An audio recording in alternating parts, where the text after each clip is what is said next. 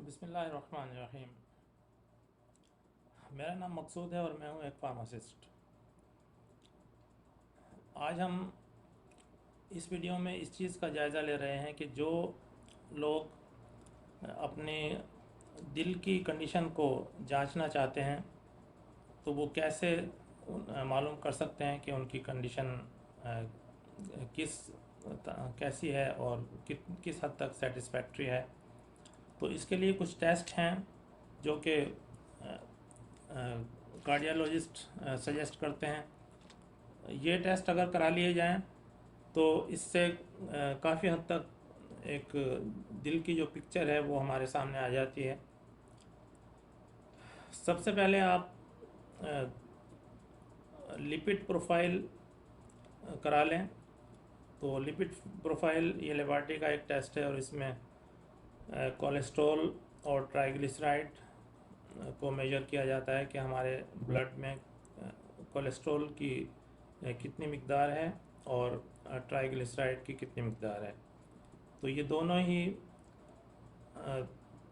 Cholesterol भी और triglyceride भी इनका लेवल 130 अगर हो तो बहुत अच्छा है, और इससे अगर ज़्यादा होता है तो उसके लिए हमें केयर करनी चाहिए और अपनी खुराक में ऑयल और कोलेस्ट्रॉल वाली चीज़ें जैसे गोश्त है, अंडे, मुर्गी, किसी किस्म का भी जो एनिमल ओरिजिन की चीज़ें हैं कोलेस्ट्रॉल पैदा करने वाली, उनसे हमें बचना चाहिए। और ट्राइग्लिसराइड वाली चीज़ें जो कि तमाम किस्म के ऑयल हैं और इसमें ड्राई फ्रूट्स भी आ जाते हैं, तो जिनको लोग बेखौफ होकर खा रहे होते हैं कि ये ड्राई फ्रूट जो है बहुत सेफ़ चीज़ है, हालांकि ये ट्राइग्लिसराइड से भरे हुए होते हैं।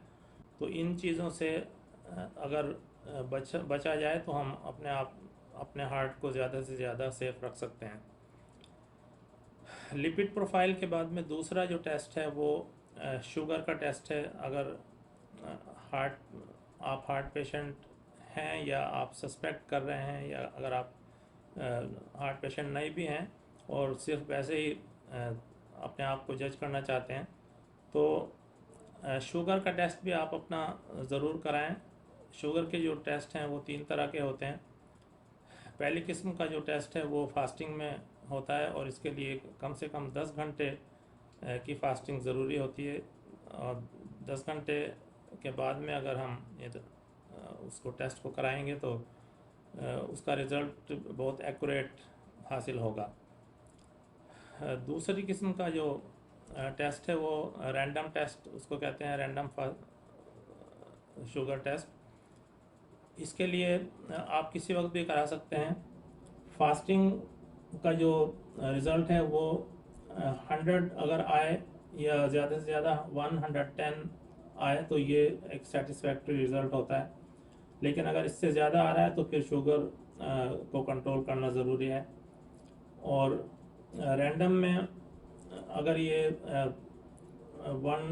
100 से ऊपर यानी 140 150 तक भी अगर आ रहा है तो इसको एक्सेप्टेबल समझा जा सकता है। लेकिन अगर इससे ज़्यादा शुगर आ रही है रैंडम में तो फिर आपको शुगर के लिए डॉक्टर से रुजू करना चाहिए और अपना इलाज बाकायदगी से करना चाहिए। शुगर का तीसरा टेस्ट HbA1c है, और HbA1c ये 3 महीने का जो पिछला रिकॉर्ड है हमारा शुगर लेवल कितना रहा है तो वो हमारे सामने आ जाता है। इसमें वो इसका लेवल 6.5 के करीब होना चाहिए। अगर ज़्यादा है तो फिर वो शुगर को इसका मतलब है शुगर कंट्रोल में नहीं रही। और एवरेज भी साथ में लिखा होता है HbA1c के साथ में कि अगर फॉर एग्ज़ाम्पल जो रिज़ल्ट है 6.5 है और एवरेज जो है 160 है, तो इस तरीके से वो मेंशन किया जाता है। तीसरा जो टेस्ट आपको कराना चाहिए वो या जो आमतौर पर कराया जाता है, तो वो हार्ट की कंडीशन के लिए उसे टीएमटी कहा जाता है, यानी ट्रेडमिल टेस्ट। तो ये टेस्ट करने के लिए एक मशीन होती है, जैसे एक्सरसाइज करने वाली रनिंग मशीन होती है, तो इस तरीके से उस पर पेशेंट को भागने के लिए कहा जाता है, और वो उसका उसकी जो कंडीशन है वो सामने आ जाती है कि किस स्पीड पर उसको दर्द शुरू होता है, और किस हद तक जो है उसका हार्ट में प्रॉब्लम है। तो वो चीज़ इससे ट्रेडमिल टेस्ट से सामने आती है। हार्ट के लिए जो पांचवा टेस्ट है वो है एंजियोग्राफी। एंजियोग्राफी में दो किस्म की एंजियोग्राफी है। एक जैसे कैथेटर के ज़रिए की जाती है, और कैथेटर में जो हमारी वेंस हैं, ये हाथ के वेंस, तो ये इस वेन में या इस हाथ के वेन में या पाँव के ज़रिए भी उसको कैथेटर को इंसर्ट किया जाता है, और कैथेटर के अंदर एक कैमरा लगा होता है, और वो कैमरे से जो पिक्चर होती है वो स्क्रीन पर नज़र आती है, और उसको देखा जा सकता है कि ब्लॉकेज कितना है और कौन कौन सी जगह पर ब्लॉकेज है। एंजियोग्राफी में एक सीटी एंजियोग्राफी है जो कि ज़्यादा रिकमेंडेड है और ज़्यादा सेफ है। उसमें जैसे सीटी स्कैन किया जाता है तो इसी तरीके से सीटी एंजियोग्राफी की जाती है, और इससे दिल की कंडीशन का अंदाज़ा लगाया जा सकता है। तो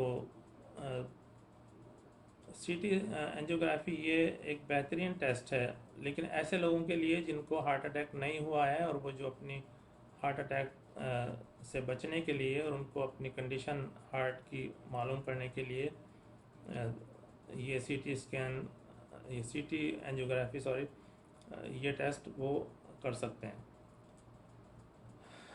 छठे नंबर पर जो टेस्ट आता है वो है इकोकार्डियोग्राफी। तो इकोकार्डियोग्राफी आमतौर पे जब हार्ट अटैक हो चुका होता है, तो हार्ट अटैक होने के बाद में जो हार्ट की कंडीशन है उसको मालूम करने के लिए इकोकार्डियोग्राफी की जाती है। और ये बिल्कुल ऐसा ही टेस्ट होता है जैसे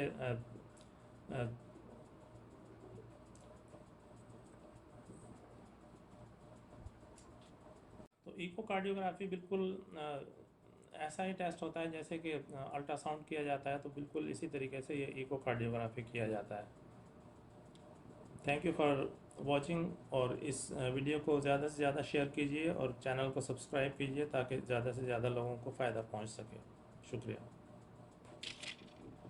इकोकार्डियोग्राफी ये बिल्कुल अल्ट्रासाउंड की तरह का टेस्ट होता है। जैसे अल्ट्रासाउंड में एक वो जेल अप्लाई करते हैं, उसके ऊपर स्कैनर से उसको स्कैन किया जाता है, तो इसी तरीके से ये इकोकार्डियोग्राफी का टेस्ट किया जाता है। और आमतौर पे हार्ट अटैक होने के बाद की जो कंडीशन है हार्ट की, किस हद तक वो काम कर रहा है, क्या क्या प्रॉब्लम उसमें है, तो वो इससे इकोकार्डियोग्राफी के ज़रिए मालूम किए जाते हैं। इसके अलावा सबसे ज़्यादा इम्पोर्टेंट और जो सबसे ज़्यादा किया जाने वाला टेस्ट है हार्ट का वो है ईसीजी, यानी इलेक्ट्रोकार्डियोग्राफी। इसमें मुख्तलिफ लीड्स जिस्म के मुख्तलिफ हिस्सों पे, यानी दोनों हाथों पर, पाँव में और चेस्ट पर मुख्तलिफ पॉइंट्स के ऊपर लगाई जाती हैं, और इस तरीके से एक पेपर प्रिंट आउट होता है, और उसमें जो हार्ट की जो वेव्स हैं उनको देखा जाता है कि PQRST वेव्स का जो एक ख़ास पैटर्न होता है उसको चेक किया जाता है। अगर वो नॉर्मल पैटर्न है तो उसमें आमतौर पे उसको ये कंसिडर किया जाता है कि हार्ट में कोई प्रॉब्लम नहीं है या हार्ट अटैक नहीं हुआ। लेकिन ये इससे कंफर्म नहीं होता कि ये हार्ट का प्रॉब्लम हो चुका है या नहीं हो चुका। बहरहाल ये मुख्तलिफ कंडीशंस में इसको ऑब्ज़र्व किया जाता है, वो देखा जा सकता है कि ब्लॉकेज कितना है और कौन कौन सी जगह पर ब्लॉकेज है। एंजियोग्राफी में एक सीटी एंजियोग्राफी है जो कि ज़्यादा रिकमेंडेड है।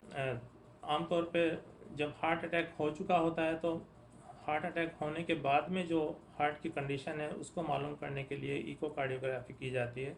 इकोकार्डियोग्राफी ये बिल्कुल अल्ट्रासाउंड की तरह का टेस्ट होता है। जैसे अल्ट्रासाउंड में एक वो जेल अप्लाई करते हैं, उसके ऊपर स्कैनर से उसको स्कैन किया जाता है, तो इसी तरीके से ये इकोकार्डियोग्राफी का टेस्ट किया जाता है। और आमतौर पे हार्ट अटैक होने के बाद की जो कंडीशन है हार्ट की, किस हद तक वो काम कर रहा है, क्या क्या प्रॉब्लम उसमें है, तो वो इससे इकोकार्डियोग्राफी के ज़रिए मालूम किए जाते हैं।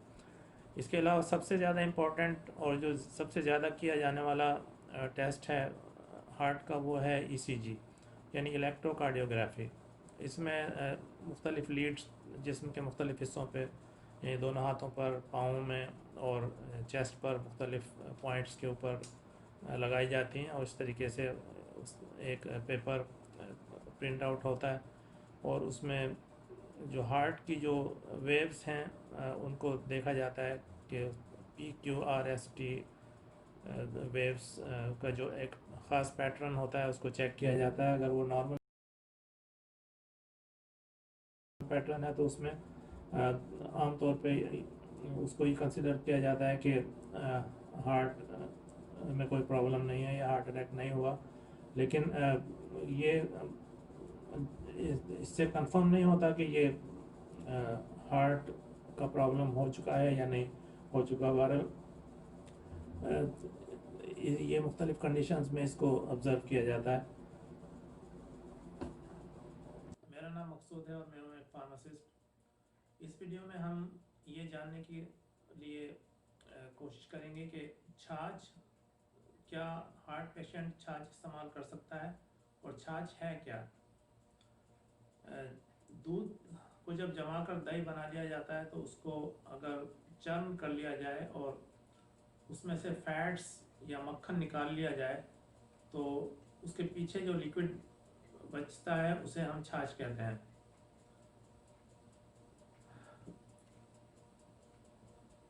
सऊदी अरब में फैट फ्री लबन के नाम से ये आपको अवेलेबल है, मिल सकता है, और पाकिस्तान में तो लोग छाछ के नाम से ये मारूफ है और इसको यूज़ कर सकते हैं।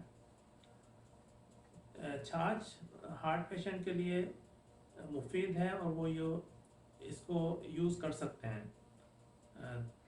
यही तकरीबन आधा लीटर अगर वो पी लें छाछ तो उसमें कोई प्रॉब्लम वाली बात नहीं है, क्योंकि इस छाछ में से फैट ऑलरेडी निकाला जा चुका है।